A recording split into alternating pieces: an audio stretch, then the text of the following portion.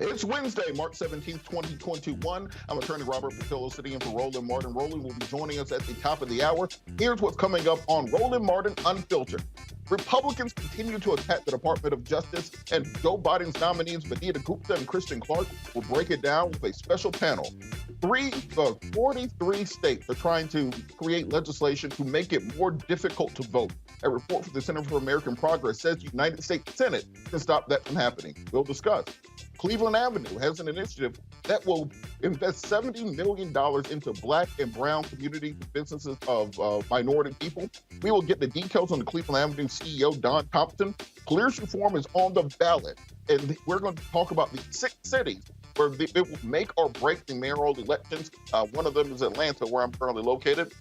We will also be talking about whether or not embedding social workers into police departments will help to reduce police violence and police brutality. Our panel will weigh in on that. And we're also going to discuss your digital footprint and how that can haunt you in 2021 going forward. Don't let your digital footprint kick you in the butt. We'll be talking to the author of that new book. And I think we're seeing many people be brought down by that right now. I also will have another segment of Crazy A White People. You can't wait to see this guy in action. It's going to be quite an experience, as it always is. It's time to bring the funk on Roland Martin Unfiltered. Let's go. He's got it. Whatever the biz, he's on it. Whatever it is, he's got the scoop, the fact, the find. And when it breaks, he's right on time and it's rolling. Best believe he's knowing. Putting it down from sports to news to politics. With entertainment just for kicks, he's rolling. It's on go, roll, y'all. It's Roland Martin, rolling with Roland now.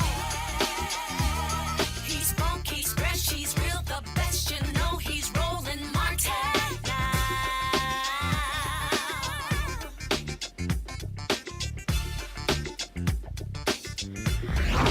Martin! Good afternoon. I'm attorney Robert Patillo, sitting in for Roland Martin until the top of the hour. The GOP is continuing its attacks on Biden nominees Gupta and also Clarke, former of the Lawyers Committee on Civil Rights. As the status of the president's nominees who are assistant attorney general loom, Republicans claim that Clarke is not suited for the job as they grow louder. I'd like to mention that at one point, Donald Trump appointed as attorney general a man who was a toilet salesman and that he saw on cable news. He also had Bill Barr as attorney general, who he saw on Tucker Carlson, and then just made him attorney general. But yet and still, Republicans are complaining about the qualifications of Gupta and of Clarke. The GOP's lambasting is based on controversial letters Clarke wrote while she was a student at Harvard, and her choice to invite a professor to speak on campus who had written an anti-Semitic book. Attorney General Merrick Garland was grilled on both Clarke and Associate Attorney General nominee of Gupta's past remarks during his hearing today. Let's take a look. The Department of Justice has a long history of being apolitical, of exercising fidelity to law, of not being used as a partisan weapon to target the enemies of whichever administration is in power. The Obama-Biden administration corrupted that process, and we are still dealing with the consequences. I believe appointees to the Department of Justice should have a demonstrated record of fidelity to law and impartiality, an ability to defend the rule of law. Ms. Gupta, as I look at your record is one of an extreme partisan advocate. Your record is an ideologue. Now, there's a role in our democratic and political process for ideologues, for people that are extreme, radical advocates. That role, I believe, is not being the number 3 lawyer at the Department of Justice in charge of the impartial and fair administration of justice. As I look at your record on every single issue, the positions you've advocated for are on the extreme left, and you've demonstrated an intolerance. If they require more than that, you can say yes with this or that minor caveat, but I'd prefer a yes or a no if you can provide one of these. Do you believe that individuals who advocate for the rights of unborn human beings are rendered unfit for public office by virtue of having engaged in such advocacy? No. Do you believe that efforts to purge voter rolls of individuals who have either died or have left the state in question, or to require voter identification are racially discriminatory and an assault on voting rights? This one is one I can't answer yes or no because you're asking about motivations of individuals, some of whom may have discriminatory purpose and some of whom have no discriminatory purpose. Okay. I think that answers my question there because I guess what I'm asking is, does an individual, without knowing more than that, is there anything about those comments or support for those positions that in and of themselves would make that person a racist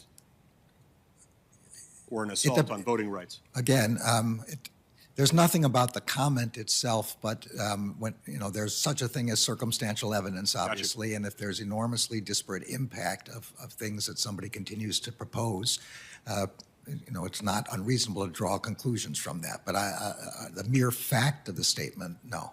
Do you believe that Republicans in the United States, and by Republicans I mean as a whole, are determined to, quote, leave our communities to the mercy of people and institutions driven by hate, bigotry, and fear of any threat to the status quo, close quote? I don't make generalizations about members of political parties. I would never do that. I appreciate that and wouldn't expect otherwise. The reason I raise these ones is that these are questions that have been drawn from comments made by Vanita Gupta, who's been nominated to be the Associate Attorney General, has advocated for each of these positions. Well, Senator, I know Vanita Gupta now quite well. I didn't know her before, but since the nomination, I've gotten a chance to talk with her and speak with her. I have to tell you, I regard her as a person of great integrity and a person who is dedicated to the mission of the department, and particularly equal justice under law. Understand? So I don't know. I'm not asking you to weigh in on her, on her as a person. Yeah. I'm just talking about the comments. Let's move on. Would an individual's past statements, statements in the past as an adult, declaring that one racial group is superior to another, would statements like that be relevant to an evaluation of whether such a person should be put in charge of running the Department of Justice's Civil Rights Division?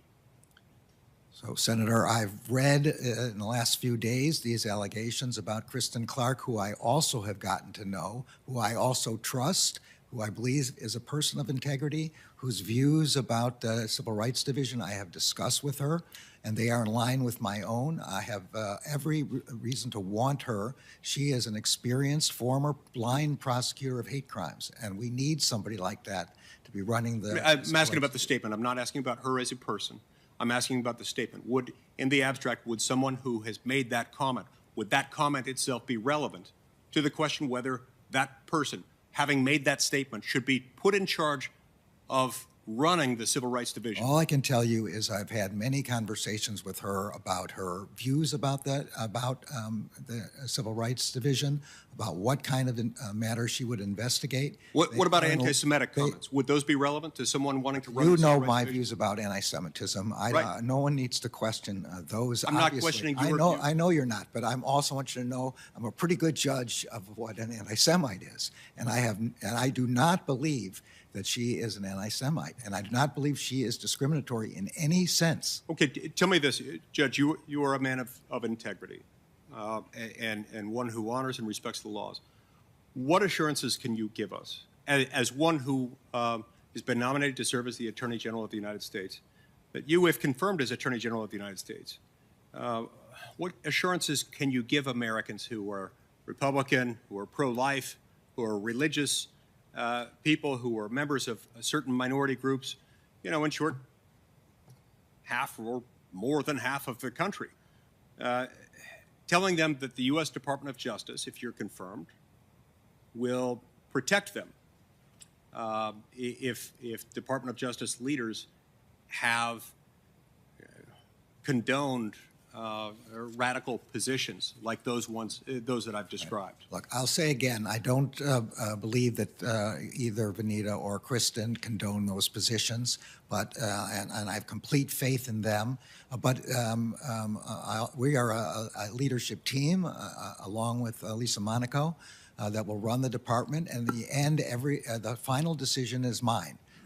The buck stops with me, as Harry Truman said. And I will assure the people that you're talking about, I am a strong believer in religious liberty, and there will not be any discrimination under my watch. Thank you.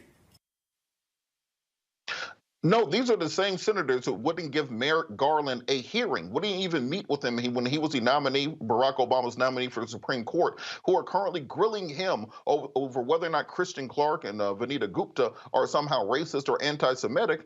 At the same time, they're still failing to condemn and continue the big lie on voter fraud, even while their supporters were trying to lynch Mike Pence in that very same building.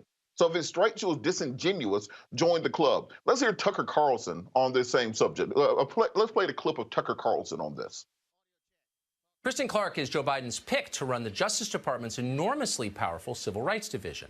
Clarke says her job is simple. It's to end hate.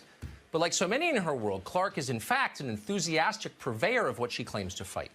Clarke's been on this show several times. A new investigation, though, by our reporters has uncovered shocking, and we don't use that word lightly, legitimately shocking statements that Clarke made in public while at Harvard. In 1994, Clarke wrote a letter to the Harvard Crimson in her capacity as the president of the Black Studies Association. Clarke wanted to explain her views on race science. Quote, "Please use the following theories and observations to assist you in your search for truth regarding the genetic differences between blacks and whites." End quotes. You know it's going to be interesting, and it was. Quote, 1, Dr. Richard King reveals that at the core of the human brain is the locus coeruleus, which is a structure that is black because it contains large amounts of neuromelanin, which is essential for its operation. 2, black infants sit, crawl, and walk sooner than whites. 3, Carol Barnes notes that human mental processes are controlled by melanin, that same chemical which gives blacks their superior physical and mental abilities. 4, some scientists have revealed that most whites are unable to produce melanin because their pineal glands are often calcified or non-functioning. Pineal calcification rates with Africans are 5 to 15%, Asians 15 to 25%, and Europeans 60 to 80%. This is the chemical basis for the cultural differences between blacks and whites. And 5, melanin endows blacks with greater mental, physical, and spiritual abilities, something which cannot be measured based on Eurocentric standards. End quote. Let that sink in. Melanin endows black people with greater mental, physical, and spiritual abilities. No, that's not an editorial from the Final Call, Louis Farrakhan's free newspaper. That is a direct quote from the person Joe Biden is about to put in charge of this country's civil rights laws. Even at Harvard, crackpot theories like that were considered deranged and dangerous.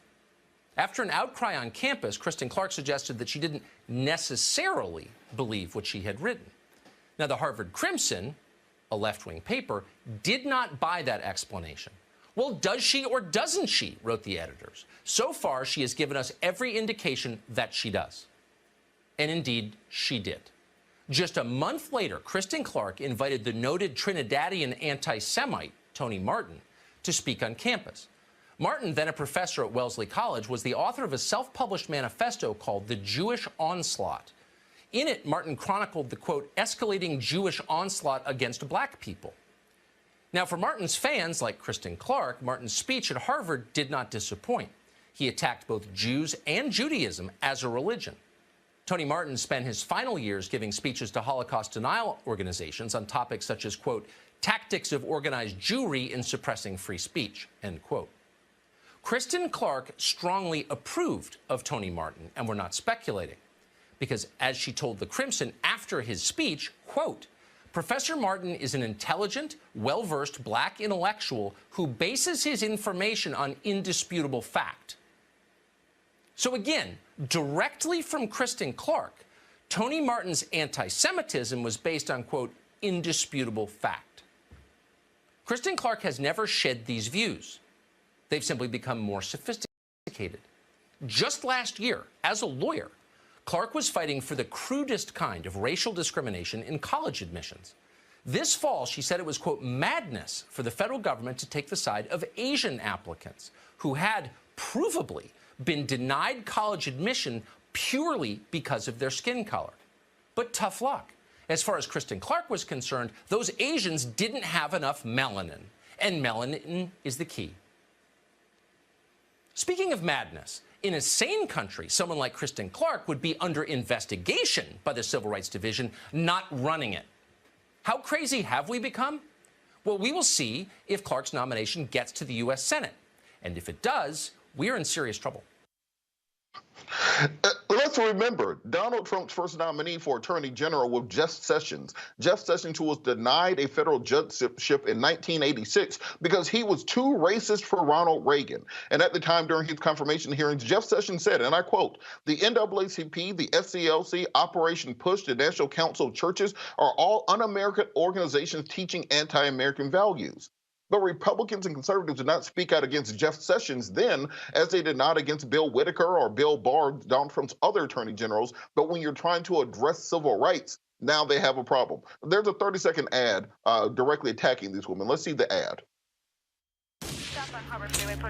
Murders on the rise, faster than ever before. Biden appoints Vanita Gupta for a top job in the Justice Department. She supports defunding the police, led a group that wants to reduce punishments on white supremacists, even terrorists. When our cities burned, Gupta could have stood for law and order for victims. Instead, she advocated to let convicts out of jail. Biden promised unity, but this is a dangerous appointee at a dangerous time.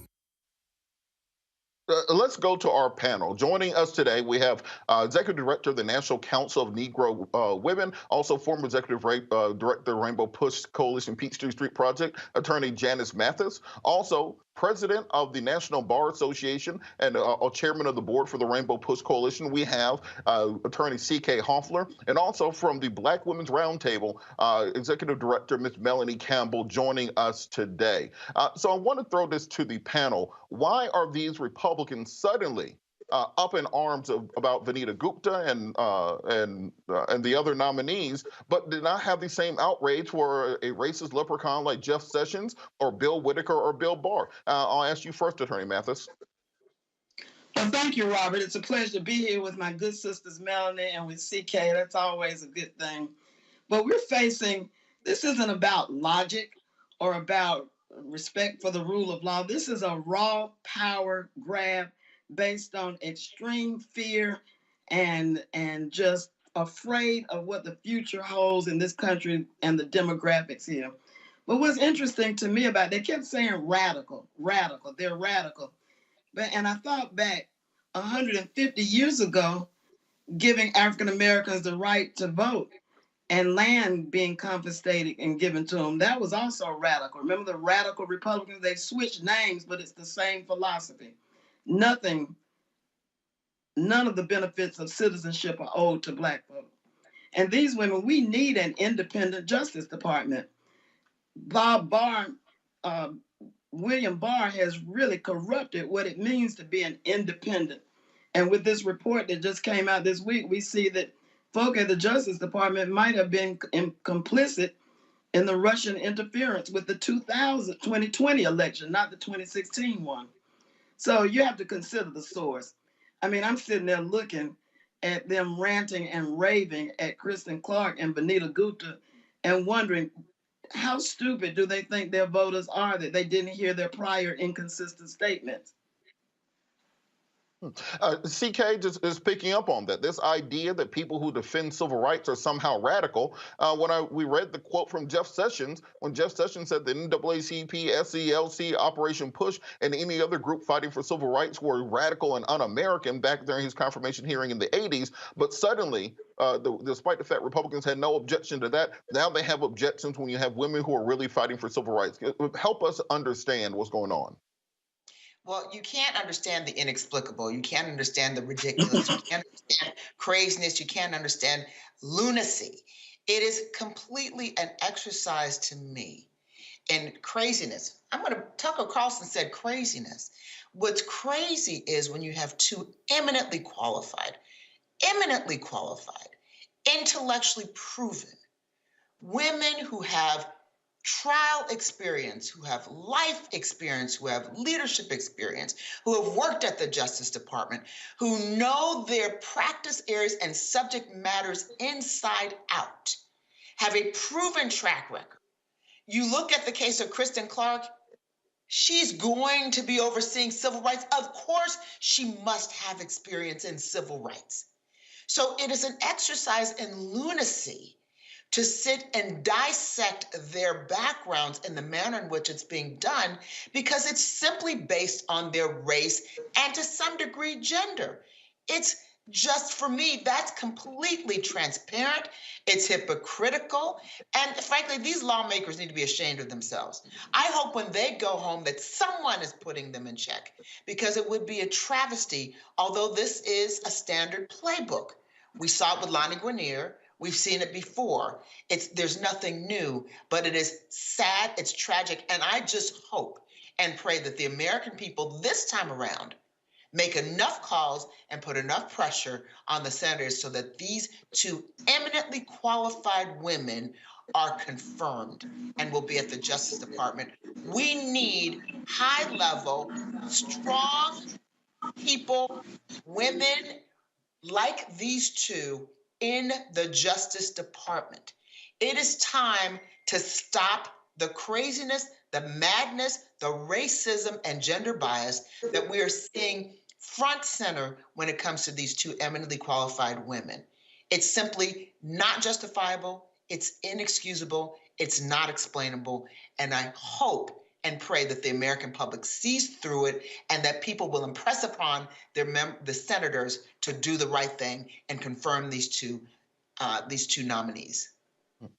Melanie, Donald Trump's second Attorney General, Bill Whitaker, was a former Iowa football player who worked for a company that patented a special extra-large toilet, and that was his qualifications to be Attorney General. What does it tell us about white privilege and particularly white male privilege that they had no problems with a football player and toilet salesman being Attorney General, but they questioned the qualifications of Ms. Gupta and Ms. Clarke? Thank you, Robert. It's awesome to be here with my sisters.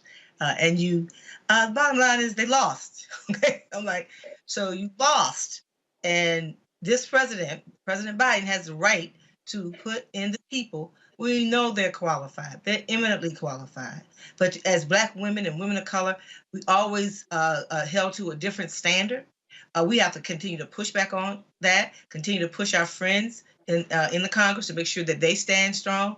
I remember Lonnie Guinier, as was mentioned, how they tried to tear down Alexis Herman when she was up for Department of Labor. And so when we, push for to be able to say, okay, Black women are shooting for what is rightfully positions that we are qualified for. I've worked closely with Kristen and Vanita for years, and these sisters are ready to walk in the door. And I think part of the problem is, Robert, they don't want people to go in the door to know where the bathroom is. That may sound a little simple, but the reality is, if you have worked in that space, you have a great idea, because it hadn't been that long.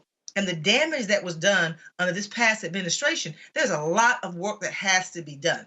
And because I think it was, I was reading that Thurgood Marshall was the last person who had a civil rights background, right, and was able to make it all the way to the Supreme Court. And one of the challenges we have is that we do need people who understand racial bias, racial voting rights, and all the things that Black people voted for. Black women said, we want this administration to address three top things. One is systemic structural racism and hate crimes, as we saw what happened in Atlanta. We don't have all the facts, but it looks pretty damaging that they attacked our APIA brothers and sisters down there in Georgia.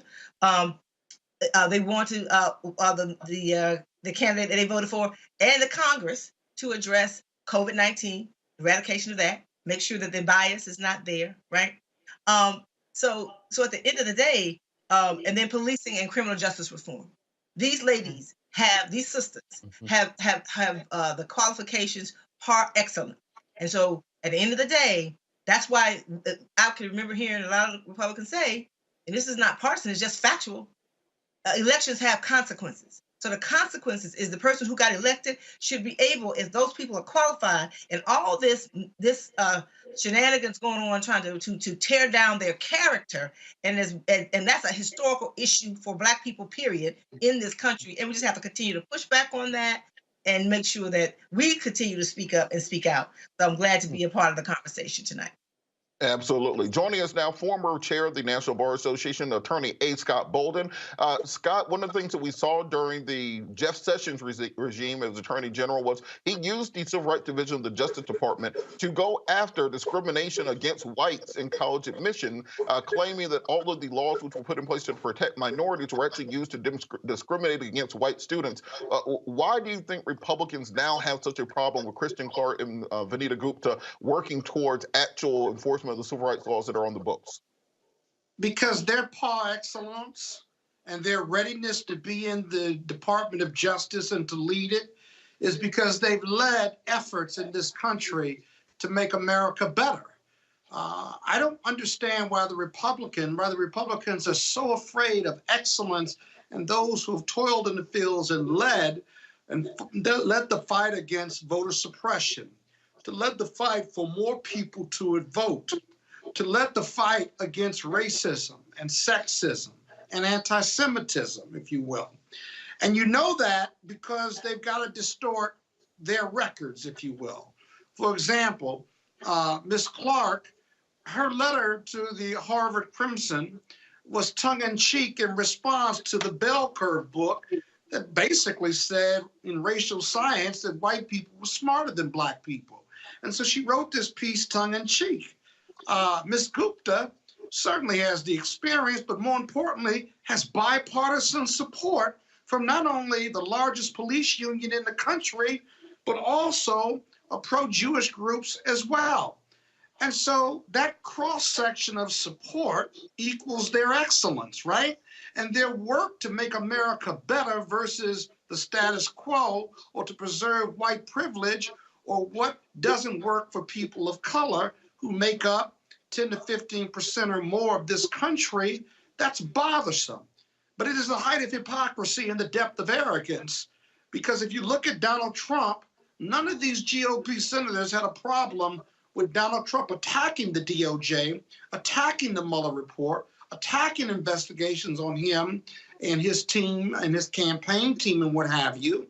But they reserved their most brutal attacks, misleading and misjudgments on these women of color who are not only qualified, but are fighting to make this country better. It's very sad, very disappointing. All right, we're going to continue to monitor this. Absolutely. We're going to continue to monitor this situation. We're going to go to a commercial break, and we should have Roland on when we come back. So we'll be back after the break.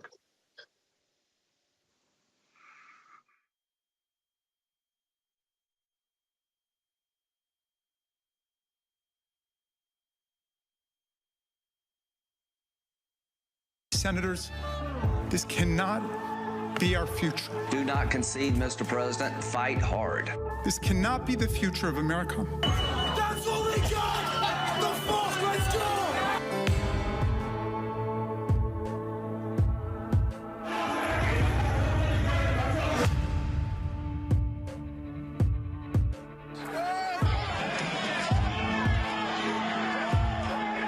American patriots start taking down names and kicking ass. Where the fuck are they? Everybody stay down. Where the fuck is this? People died that day.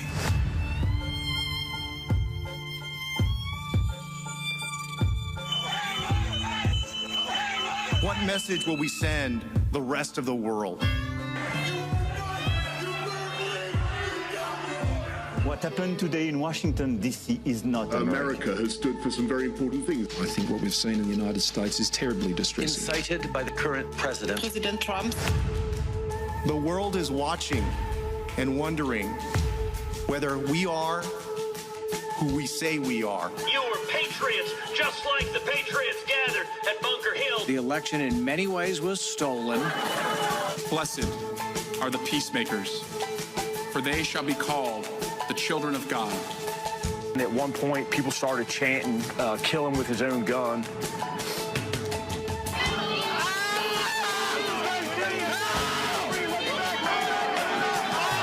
They thought they were going to die.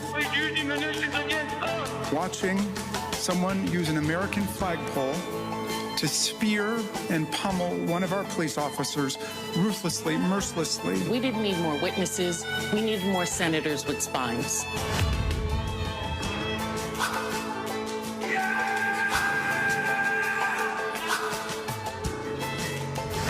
President Trump declared his conduct totally appropriate. So if he gets back into office and it happens again, we'll have no one to blame but ourselves. Hi, I'm Gavin Houston. Hey, what's up, y'all? It's your boy Jacob Lattimore, and you're now watching Roland Martin right now.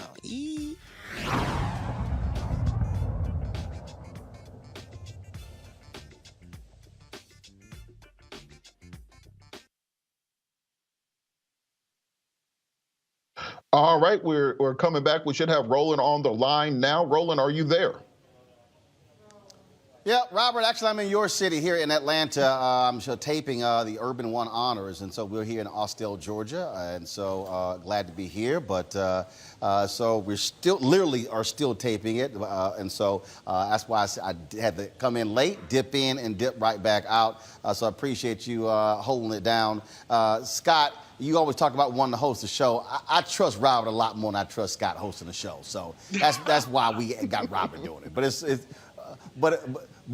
it's all good. It's all good. Let's go to our next story, folks. Yeah, appreciate that. Folks, we often talk about the importance of African Americans owning businesses, being entrepreneurs, but it comes down to capital. Well, there's a new private equity firm, Cleveland Avenue, being led by the former CEO of McDonald's, Don Thompson, that is focused on investing in black and other minority-owned businesses, individuals with great ideas, but who traditionally aren't getting access to capital. Don Thompson joins us right now. Don, how you doing? I am good, Roland. How you doing, man? My brother, good to see you. Don't mind Scott Bolden. He's a Kappa. He cannot handle when alphas are running stuff, so we'll deal with him later. We'll just pat him on the head, Don. Hey, you know, Fred, everybody ain't able, but, you know, we're going to do the best we can. Yeah. We'll do the best we can to include them in what we do. So, Don, explain to us, really, what is Cleveland Avenue? First of all, where does the name come from, Cleveland Avenue? Well, and I think you probably know, Roland, but the name came from, actually, Cleveland Avenue is a street both my wife, Liz, and I grew up on in Chicago. And it is, it's in the neighborhood that people would normally, it's Cabrini Green on one side, Near North on the other side, neighborhoods people historically said were those kind of neighborhoods that, you know, good things don't necessarily come out of. However, having said that, we were blessed. We called them neighborhoods of love. And so what we wanted to do was call the endeavor that we started 5 years ago, Cleveland Avenue, because it pulls us right back to where we always were and where our hearts and minds still are, which is we have brilliance coming out of those neighborhoods, brilliance coming out of black and brown folks. And we need to make sure that we celebrate that brilliance and support it. Now, this is called the Cleveland Avenue State Treasurer Urban Success Initiative, or CAST US. And so who exactly will we be targeting? Will it just be there in Chicago? Will it be all across Chicago or just parts of Chicago? Or will you be investing in companies across the country? Well, right now, bro, it's this is our third fund. So we have Cleveland Avenue Food and Beverage Fund 1. We have number 2 that we've started. Actually, 1, people are familiar with us from investing in things like Beyond Meat, Farmer's Fred, Somers, Red Bay Coffee with Cable Conte. So people remember that one and they know about food and beverage. Cast Us is our first, what we would call, it's the first fund that is focused on making sure that we are supporting fully our Black and brown entrepreneurs, our women entrepreneurs. So 75% of this fund is focused on the south and west sides of the city of Chicago. 75% of this fund will be focused on Black and brown entrepreneurs. And at least half of this fund is going to go to women entrepreneurs. And so we are very, very focused on being able to support that group, because as you look at it today, Black and brown entrepreneurs represent roughly less than 2% of all venture capital investments. That's it, 2%. Women are in the high single digits. And so when you look at the combination of that, think about Black and brown women as well and where they fit. So our fund is focused on Black and brown men and women entrepreneurs, and very, very focused on ensuring that we can support them and the ideas that they have for their businesses. Don, last night we had a 2-hour conversation talking about the future of Black media. And one of the things that we talked about was the lack of advertising support that goes to Black businesses. And it really spoke to how Black advertising agencies are also being choked off. And what, at the end of the day, when we think about Dr. King and, of course, the last 5 years of his life, we look at Operation Breadbasket, he was talking about the economic piece, economic rights, or as what John Hope Bryant calls silver rights. You've been CEO of a worldwide company like McDonald's. And at the end of the day, the only way we can truly have a direct impact is when we are a part of this economic engine, and that's through owning.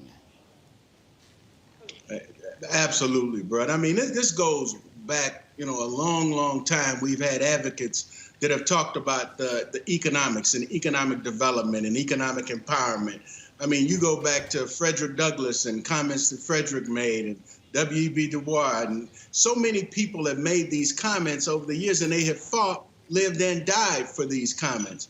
The reality of it is, unless there is economic development and economic achievement within our communities, we will never have a sustained economic power in order to be able to support sustained wealth and wealth generation. And so as we look at the collective there, it's so important that we support our entrepreneurs and to really look at some of the businesses that we've already supported. So we've got 6 companies we've already invested in. And when you look at the diversity and the mix of these companies and the fact that they're very supportive of our communities, I'm very excited about what's to come. You could have easily, like many other former CEOs, you could have easily tried to go after another high-profile Fortune 500 company. There were a lot of people who were not happy when you left McDonald's. I was one of those folks. Why did you decide to say, you know what, this is where I'm going to focus my energies, focus my time, focus my impact in this particular space? Bro, you and I talked quite a few times before. I had a wonderful 25 years with McDonald's, and we achieved much during that time relative to things we were able to do with each other in a broader diversity aspect at that point in time. There was a lot of things that we were able to do. Having said that, I've always coached people, and I said, when you get to a point where you believe that what you're doing in the day-to-day is not full achievement of who you are or what God has blessed you to be, then you probably need to pursue that. And so that was what I wanted to do. And I was supported by my wife, Liz, who really goaded me on to say, look, why don't you go ahead and do what you really want to do? And so for us, this was a passion point. This was something that I thought we could do and we could do well. One, we could build and develop a business that had a lot of people that look just like me and you, a lot of Black folks, a lot of brown folks that are focused in the financial investment arena around venture capital. That was one. Two, we could amass a group of individuals with expertise that was so resound that we could support businesses of all color in terms of their achievement of the goals that they had, both financially as well as from a consumer and a social impact perspective relative to whether it be the environment or economic development. And the third thing was that we would create a model by which it could be a bit of a beacon. It would say, we are as capable as anyone and more capable in many regards of being able to drive businesses and derive growth and capital relative to various industries and spaces. And so, you know, for me, this was a passion thing. And I could have stayed, yes, and I know the media twisted it all up at McDonald's, but I do believe that this was my calling. And so, you know, I'm blessed, man. Liz and I both are blessed to follow our dreams and do what we wanted to do. All right, questions from our panelist, Scott Bolden. Your question for Don Thompson. Yeah, Don, I love the project, and I certainly love the purpose. And having a social impact and generating revenues for the community or for your family certainly don't have to be inconsistent with one another. When you're looking at companies to invest, which comes first, turning a profit or having social impact, or both? So thank you very much, Scott. It's interesting because I refer to it as impact, and social impact is one of the outcomes and outgrowths. But these are businesses. These are businessmen and women who have viable concepts, viable initiatives, who have walked into banks and other funding environments and have not been able to achieve the capital levels and requirements that they have to move their businesses. And so from our perspective, what we're merely doing is the same thing we've done with some of our other investments along the way, because we're going to wrap, yes, they have capital. We're wrapping resources around them. We're leveraging our relationships. And so what we want to do is this is a business fund. It's a venture capital fund. Now, having said that, we know that the impact that we're able to have because of our intentional and unapologetic focus, we know that that impact is also impacting our communities, and that our entrepreneurs are much more mindful of the impact that they have on the south and west sides of the city of Chicago and on our broader Black and brown communities and women communities as well. So I would tell you that they go hand in hand. Not one does not lead the other. And if you looked at our team at Cleveland Avenue, you'd realize that as soon as you came in. I mean, there's a lot of Black and brown folks up in Cleveland Avenue. Why? And they're leading marketing, communications, our investment relations, investor relations. So we're very, very focused, man, on the mission of just putting the right spotlight on the folks who are already bright, talented, and just need some support. And happen to be Black. They just happen to be Black. They're experts in their field. Yeah. Thank you. Thank you. Nobody has to qualify them. You know, they compete across the board. You know, this is not a gift. Robert, and people think, okay, Don, is this a donation? Is this a grant? No, these are investments in capable businessmen and women. That's right. That's right. That's right. No doubt. Absolutely. Robert, your question for Don. Yeah, my question will be, how do we replicate this? Because, you know, I used to live on the south side of Chicago. I used to live on the west side of Baltimore, lived in the squats in Atlanta over on English Avenue and down in Southwest. How can we see communities around the country that are African-American that need this sort of investment and replicate this type of model there so that we can almost self-gentrify those areas and build them up instead of waiting for someone else to build them up and put us out? Robert, I'm so glad, brother, that you asked that question, because one of the reasons that this was put together the way it was, and I'll speak to it, is because I also wanted to create a model. The model that we have is we are partnered, if you will, with the state of Illinois through the Treasurer's Office and Rodrigo Garcia, who's the Chief Investment Officer, Mike Frericks, the State Treasurer. That's one partner. Another partner, a group of partners, are those that have community-based economic development engagement. So Chicago Community Trust, led by Helene Gale, and the MacArthur Foundation with John Palford. And with them, and then we have a couple financial institutions. We've got the Joyce Foundation, and then we've got about 5 family foundations. So why did we put it together that way? It was intentional. It was meant to say that you too, venture capital group, PE Group can partner in the same way to provide not just capital resources, but expertise resources and lend your relationships to support these entrepreneurs. All right. And we'll share Don with whoever Thompson, wants to see. that's certainly. Well, Don, I think it's a great initiative. It is important that, again, we have access to those dollars because the reality is this here. Pre-COVID, there were 2.6 million black-owned businesses in this country. 2.5 million, as we talk about all the time on the show, had one employee doing average revenue of $54,000. The biggest issue we're talking about is capacity. And that is if you can't grow capacity, then you can't thrive and build in this country, in this economy. And so this type of investment is important for these businesses. And so certainly good luck with it and keep us abreast of how it's going. Hey, I most definitely will, Ro. And thank you so much for all that you do and the team does, bro. You have been committed to all of us for the betterment of all of us and educating and informing all of us for a long time. And so just appreciate you continuing to wave and the banner and carry the flag, bro. I appreciate it. Don Thompson, Cleveland Avenue. Thanks a lot. All right. Be good. Yes, sir. Gotta go. We gotta go to the break, folks. When we come back, we'll talk voting rights, what's happening all across the country, massive voter suppression, and the pushback against it. That's next on Roland Martin Unfiltered. If people begin to believe that their democracy is fraudulent, if they conclude that voting is a charade, the system is rigged, then God knows what could happen.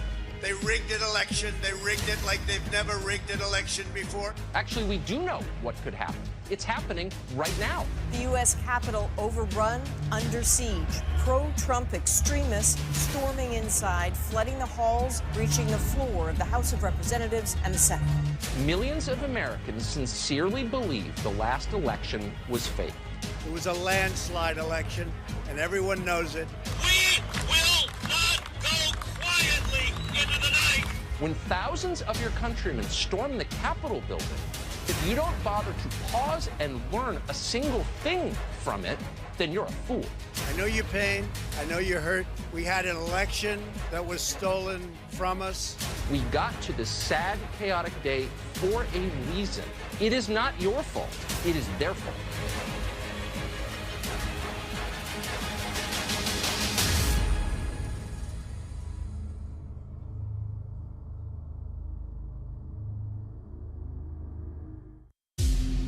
Donald Trump is not done dividing America. He's come out of hiding to find his old friend, the spotlight. On Sunday, he took the stage at the Conservative Political Action Conference in Orlando, Florida, where he lobbed insults, spread conspiracies, and lied. Immediately, this election was rigged, and the Supreme Court... The same things he's done for 4 years, with no concern for the destruction he leaves behind. He'll get the attention he craves. After all, even condemning him feeds his insatiable need to be seen. Which is why it's more important than ever to remind ourselves that in November, one thing became clear. America is not Donald Trump. America is the people whose names you may never hear, whose only fame will be among those whose lives they touch, but who are the best of America, all the same. They're doctors, nurses, healthcare workers, the people working tirelessly to get every American vaccinated against COVID-19. They're the disaster relief workers and first responders, holding up their Texas neighbors during the harshest winter the state has ever seen. They're the people who show up, lend a hand, and give a damn when their fellow Americans are in need. Remember them. The lives they lead are the best proof that Trump is a liar. Because America's greatness comes from us, not him. The Lincoln Project is responsible for the content of this. Black TV does matter, dang it. Hey, what's up, y'all? It's your boy Jacob Lattimore, and you're now watching Roland Martin right now. Yee.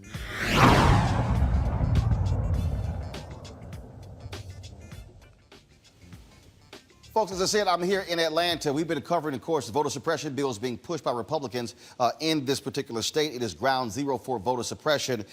This actually happened today. This was a tweet that came from Fair Fight. Georgia House Republicans, led by Representative Barry Fleming, are rushing out a 93-page substitute to Senate Bill 202 right before a key committee meeting to try and ram through their anti-voting agenda as part of their unconstitutional attacks on Georgians' voting rights. That's the type of things that have been happening here. We told you the New Georgia Project, as well as Black Voters Matter, been putting pressure on major corporations in Georgia, Coca-Cola, Home Depot, UPS, and others to come out against these voter suppression bills. Salesforce, their CEO, he tweeted out their strong opposition to these particular bills. And so this is not just happening in Georgia, Texas, Iowa, Mississippi, Tennessee, Alabama, Florida, happening all across the country, led by Republicans. And so the battle continues everywhere. Let's go to our next guest, William Pat Rogers, Managing Director of Democracy and Government Reform for the Center for American Progress. William, glad to have you on Roland Martin Unfiltered.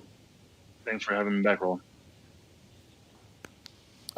When we talk about power, when we talk about the ability to impact public policy, if you're able to keep people from voting, then that keeps you in power. Republicans want to be able to politically gerrymander. They want to be able to control the redistricting process. They want to be able to maintain, by doing that, you maintain control of the House, the Senate, and the governor's mansion, and that's how they're able to further drive their agenda. That's why these voter suppression bills must be stopped.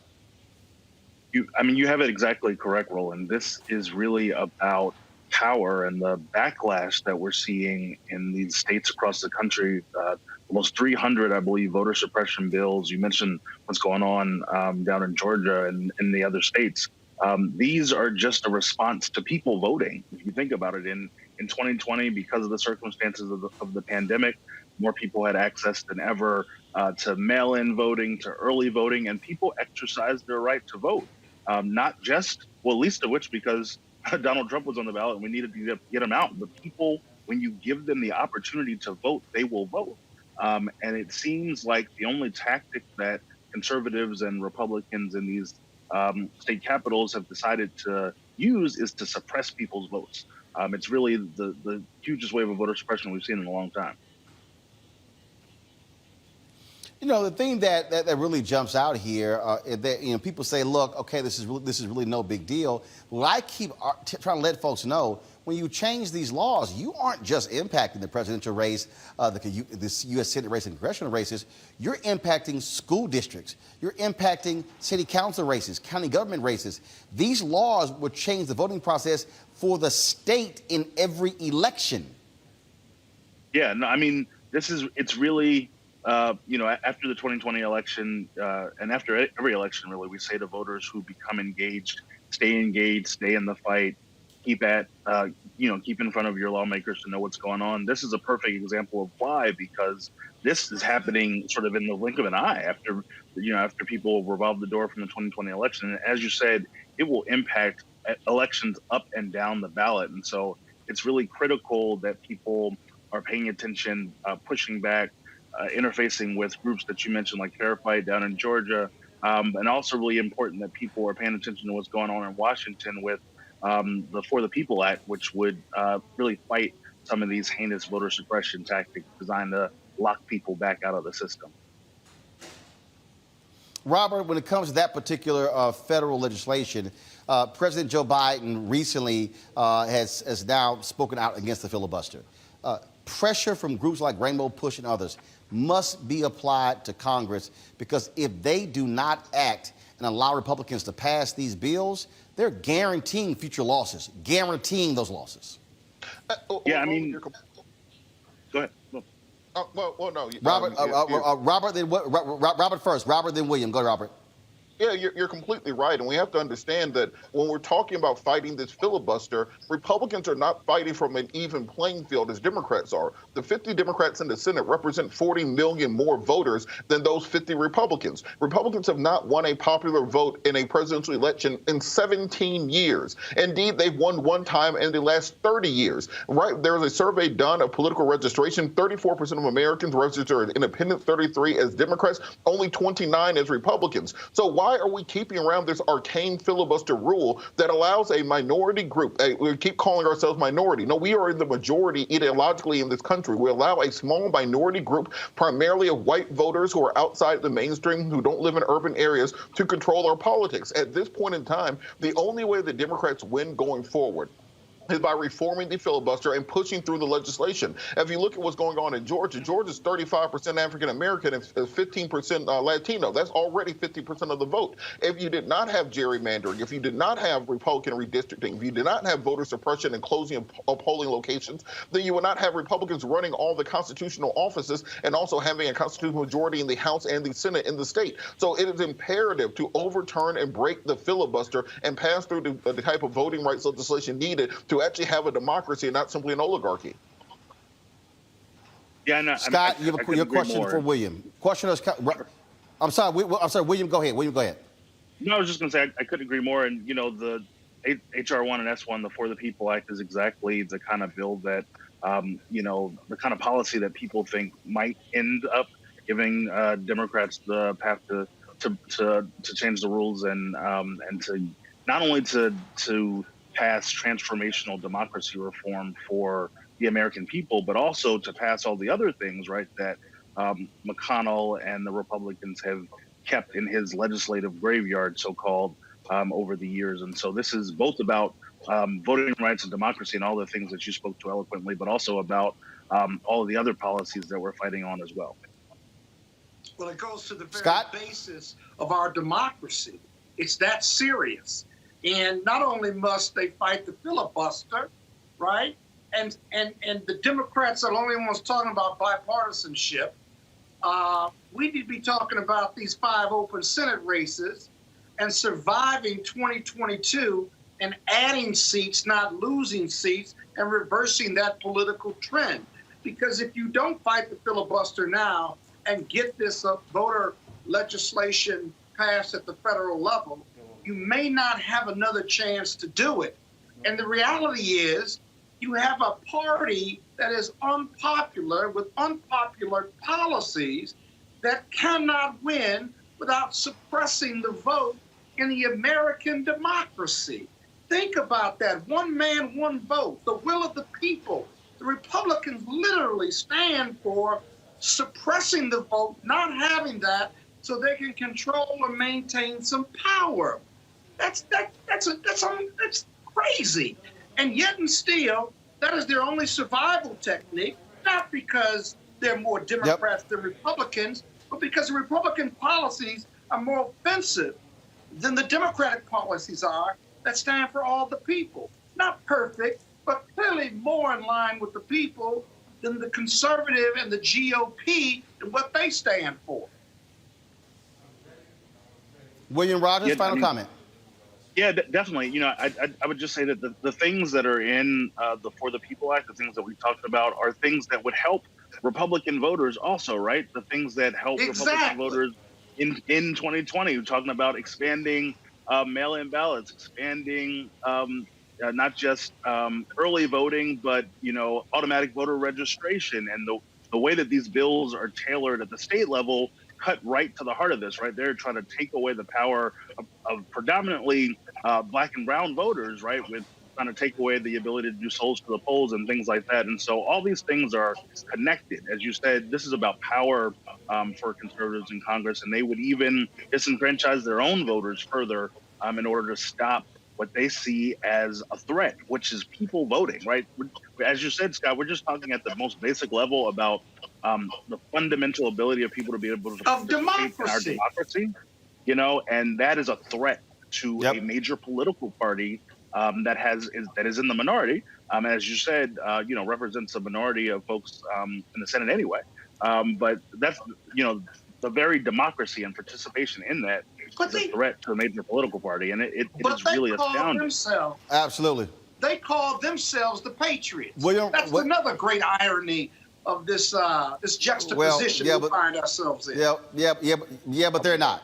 But they're not. William Rogers, Citizens for American Progress. We certainly appreciate it, William. Thanks a lot. No problem. Good to see you. William, thanks a lot. Folks, today on the United States Senate floor, Raphael Warnock, the U.S. Senator from Georgia, gave his first floor speech and gave a powerful speech on the issue of voting rights. This is what he had to say.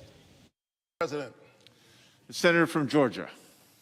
Mr. President, before I begin my formal remarks, I want to pause to condemn the hatred and violence that took 8 precious lives last night in metropolitan Atlanta. I grieve with Georgians, with Americans, with people of love all across the world. This unspeakable violence, visited largely upon the Asian community, is one that causes all of us to recommit ourselves to the way of peace, an act of peace that prevents these kinds of tragedies from happening in the first place. We pray for these families. Mr. President, I rise here today as a proud American and as one of the newest members of the Senate in awe of the journey that has brought me to these hallowed halls, and with an abiding sense of reverence and gratitude for the faith and sacrifices of ancestors who paved the way. I am a proud son of the great state of Georgia, born and raised in Savannah, a coastal city known for its cobblestone streets and verdant town squares. Towering oak trees, centuries old and covered in gray Spanish moss, stretch from one side of the street to the other, bend and beckon the lover of history and horticulture to this city by the sea. I was educated at Morehouse College, and I still serve in the pulpit of the Ebenezer Baptist Church, both in Atlanta, the cradle of the civil rights movement. And so, like those oak trees in Savannah, my roots go down deep, and they stretch wide in the soil of Waycross, Georgia, and Burke County, and Scriven County. In a word, I am Georgia, a living example and embodiment of its history and its hope, of its pain and promise, the brutality and possibility. Mr. President, at the time of my birth, Georgia's 2 senators were Richard B. Russell and Herman E. Talmadge, both arch segregationists and unabashed adversaries of the civil rights movement. After the Supreme Court's landmark Brown versus Board ruling outlawing school segregation, Talmadge warned that blood will run in the streets of Atlanta. Senator Talmadge's father, Eugene Talmadge, former governor of our state, had famously declared, "The South loves the Negro in his place, but his place is at the back door." When once asked how he and his supporters might keep black people away from the polls, he picked up a scrap of paper and wrote a single word on it: pistols. Yet there is something in the American covenant, in its charter documents, and its Jeffersonian ideals that bends toward freedom. And led by a preacher and a patriot named King, Americans of all races stood up. History vindicated the movement that sought to bring us closer to our ideals, to lengthen and strengthen the cords of our democracy. And I now hold the seat, the Senate seat, where Herman E. Talmadge sat. And that's why I love America. I love America because we always have a path to make it better, to build a more perfect union. It is a place where a kid like me who grew up in public housing, first college graduate in my family, can now stand as a United States Senator. I had an older father. He was born in 1917. Serving in the Army during World War II, he was once asked to give up his seat to a young teenager while wearing his soldier's uniform. They said making the world safe for democracy. But he was never bitter. And by the time I came along, he had already seen the arc of change in our country. He maintained his faith in God and in his family and in the American promise, and he passed that faith on to his children. My mother grew up in Waycross, Georgia. You know where that is? It's way across Georgia. And like a lot of black teenagers in the 1950s, she spent her summers picking somebody else's tobacco and somebody else's cotton. But because this is America, the 82-year-old hands that used to pick somebody else's cotton went to the polls in January and picked her youngest son to be a United States Senator. Ours is a land where possibility is born of democracy, a vote, a voice, a chance to help determine the direction of the country and one's own destiny within it, possibility born of democracy. That's why this past November and January, my mom and other citizens of Georgia grabbed hold of that possibility and turned out in record numbers, 5 million in November, 4.4 million in January, far more than ever in our state's history. Turnout for a typical runoff doubled. And the people of Georgia sent their first African-American senator and first Jewish senator, my brother John Ossoff, to these hallowed halls. But then what happened?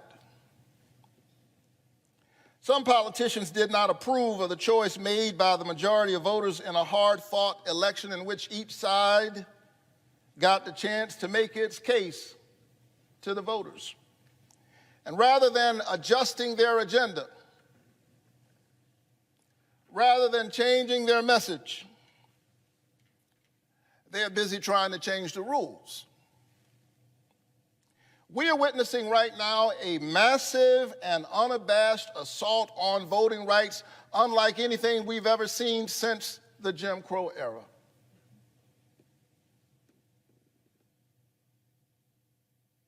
This is Jim Crow in new clothes.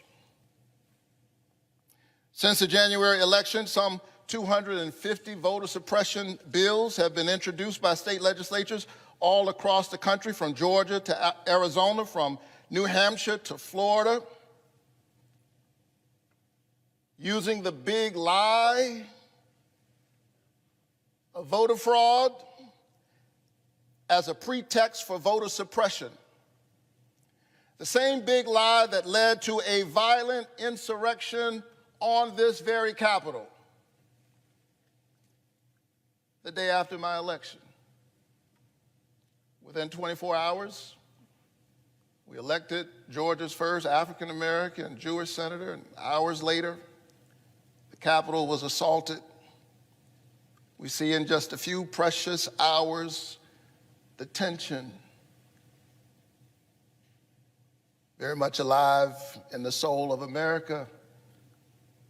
And the question before all of us at every moment is, what will we do to push us in the right direction? And so politicians driven by that big lie aim to severely limit and in some cases eliminate automatic and same-day voter registration, mail-in and absentee voting, and early voting and weekend voting. They want to make it easier to purge voters from the voting roll altogether.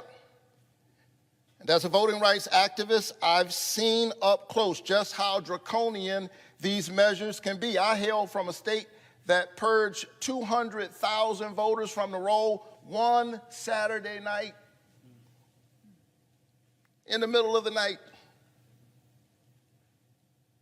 We know what's happening here. Some people don't want some people to vote.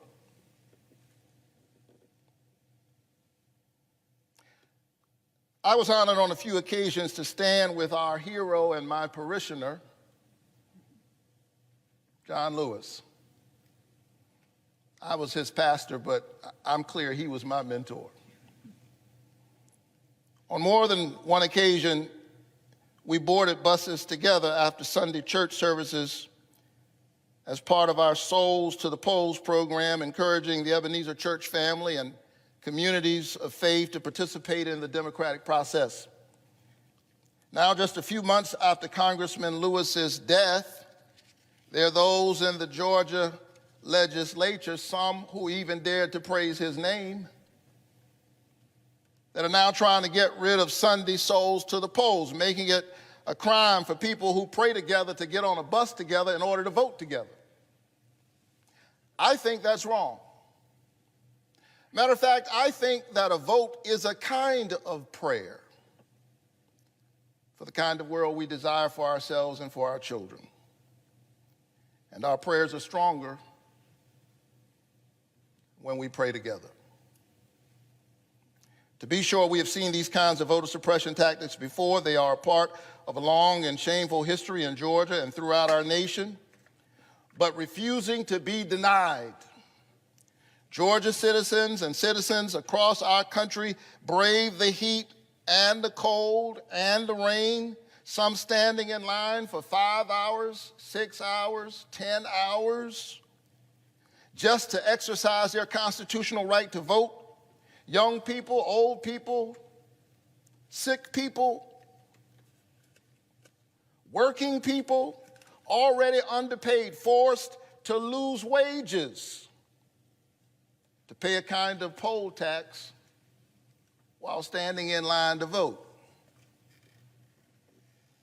And how do some politicians respond? Well, they're trying to make it a crime to give people water and a snack as they wait in lines that are obviously being made longer by their draconian actions. Think about that. Think about that. They are the ones making the lines longer through these draconian actions. And then they want to make it a crime to bring grandma some water while she's waiting in a line that they're making longer. Make no mistake, this is democracy in reverse. Rather than voters being able to pick the politicians are trying to cherry pick their voters. I say this cannot stand. And so I rise, Mr. President, because that sacred and noble idea, one person, one vote, is being threatened right now. Politicians in my home state and all across America, in their craven lust for power, have launched a full-fledged assault on voting rights. They are focused on winning at any cost, even the cost of the democracy itself. And I submit that it is the job of each citizen to stand up for the voting rights of every citizen. And it is the job of this body to do all that it can to defend the viability of our democracy. And that's why I am a proud co-sponsor of the For the People Act, which we introduced today. The For the People Act is a major step in the march toward our democratic ideals, making it easier, not harder, for eligible Americans to vote by instituting common sense pro-democracy reforms, like establishing national automatic voter registration for every eligible citizen, and allowing all Americans to register to vote online and on Election Day, requiring states to offer at least 2 weeks of early voting, including weekends, in federal elections, keeping Souls to the Polls programs alive, prohibiting states from restricting a person's ability to vote absentee or by mail, and preventing states from purging the voter rolls based solely on unreliable evidence like someone's voting history, something we've seen in Georgia and other states in recent years. And it would end the dominance of big money in our politics and ensure our public servants are there serving the public. Amidst these voter suppression laws and tactics, including partisan and racial gerrymandering, and in a system awash in dark money and the dominance of corporatist interests and politicians who do their bidding, the voices of the American people have been increasingly drowned out and crowded out and squeezed out of their own democracy. We must pass for the people so that the people might have a voice. Your vote is your voice, and your voice is your human dignity. But not only that, we must pass the John Lewis Voting Rights Advancement Act. You know, voting rights used to be a bipartisan issue.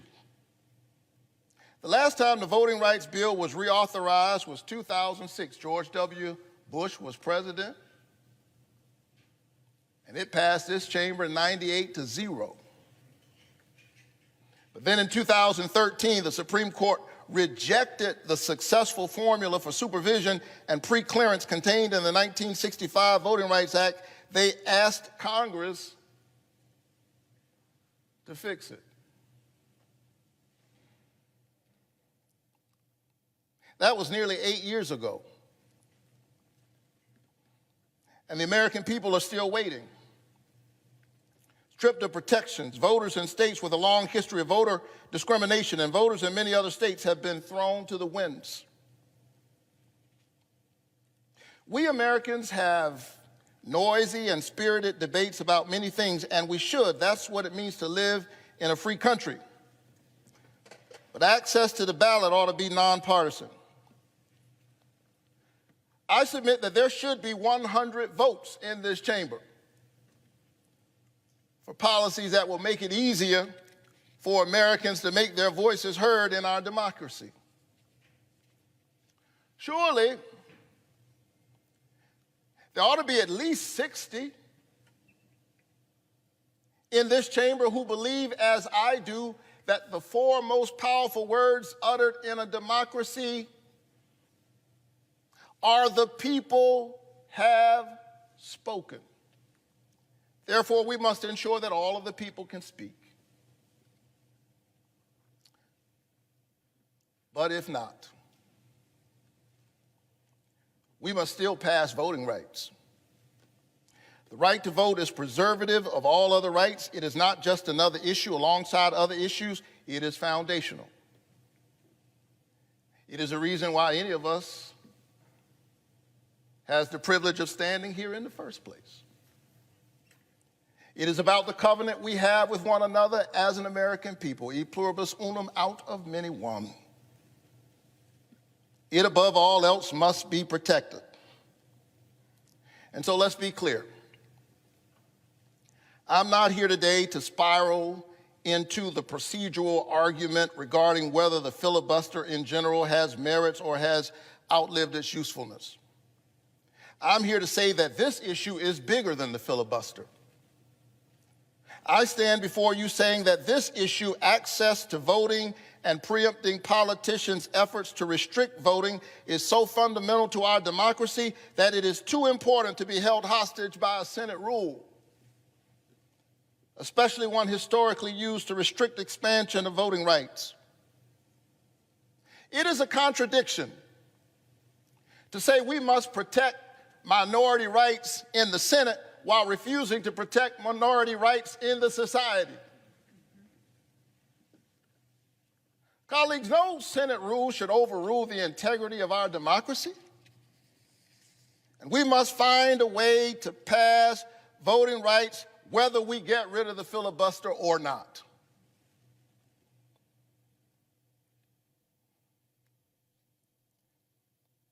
And so as I close, and nobody believes a preacher when he says as I close, let me say that I, as a man of faith, I believe that democracy is the political enactment of a spiritual idea. The sacred worth of all human beings. The notion that we all have within us a spark of the divine and a right to participate in the shaping of our destiny. Reinhold Niebuhr was right. Humanity's capacity for justice makes democracy possible, but humanity's inclination to injustice makes democracy necessary. John Lewis understood that and was beaten on a bridge defending it. Amelia Boynton, like so many women not mentioned nearly enough, was gassed on that same bridge. A white woman named Viola Luiso was killed. Medgar Evers was murdered in his own driveway. Schwerner, Cheney, and Goodman, two Jews and an African American standing up for that sacred idea of democracy, also paid the ultimate price. And we in this body would be stopped and stymied by partisan politics, short-term political gain, Senate procedure. I say let's get this done no matter what. I urge my colleagues to pass these two bills, strengthen and lengthen the cords of our democracy, secure our credibility as the premier voice for freedom-loving people and democratic movements all over the world, and win the future for all of our children. Mr. President, I yield the floor.